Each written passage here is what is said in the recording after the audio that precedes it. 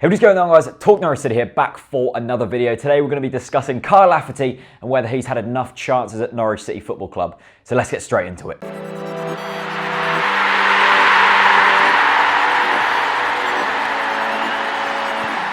So, as I said, today we're going to be discussing Kyle Lafferty. It looks like he will be off in the January transfer window, pretty much certain actually. And I'm going to be looking back at his Norwich City career and seeing if we did give him enough chance at this club to really succeed as a football player.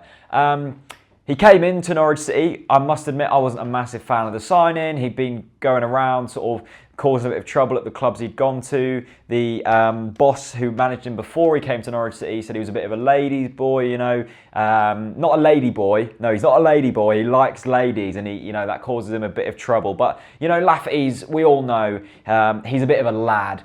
He does like a bit of banter now, well, all the time really. But that shouldn't really affect things. And under Alex Neal, you would have thought that would have been calmed down a bit and he really get his head in the game. But as I said, let's take it right back to the Neal Adams era, when he was just thrown out on the left-hand side. Now, his first 5 to 10 games were really, really good. You could see this guy had a massive work rate. You could see that he wanted it badly, and you could see that he wanted to really impress at Norwich City. It didn't work out for him on the left-hand side. You had Lewis Grabban, Gary Hooper and Cameron Jerome firing on all cylinders up front. You couldn't really drop them. Jerome was in magnificent form, went on to score 25 for the season. So, fair enough. He couldn't really be fitted into that current team. So when we loaned him out to Turkey, it's obvious that he loves Norwich City. He was saying, don't worry, when I'm back, we'll be a Premier League team. He was right there. He had complete and utter faith in the team and the management staff. He didn't do well at Turkey at all, didn't really get played, and then came back and everyone thought that this could possibly be the season, especially when he started scoring tons and tons of goals for Northern Ireland, and that's really what's created this whole argument. If he wasn't scoring goals for Northern Ireland, I don't think people would really care too much about whether Kyle Lafferty's playing or not. But he scored a few goals for the country, and we finally gave him a shot in the cup against West Brom. In that cup, he scores 1 goal, should have really been 2, but it was an own goal.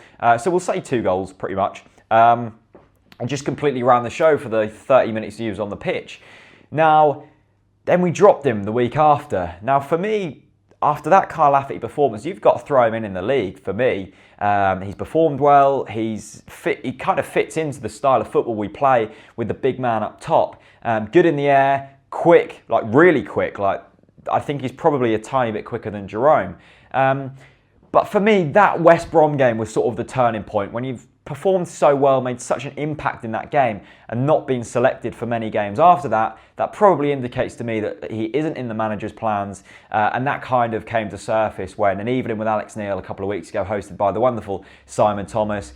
Simon asked him the question, Alex, why have you not been playing Kyle Lafferty? Has he had the chance he deserves? And Alex Neal sort of had a fair response, to be fair. He said that when you've got Lewis Grabban, who he rates as a top footballer, me not so much, but that doesn't really matter. It's Alex Neal managing the team. Cameron Jerome, who's scoring goals, and Diamersi Mbakani, who's played Champions League football. You can't really throw Kyle Lafferty in there on the basis that he scored goals for his country, admittedly against pretty poor teams. So, for me, it's a situation of, we all love Kyle Lafferty. We love him because he's different. He's got a character, an aura about him.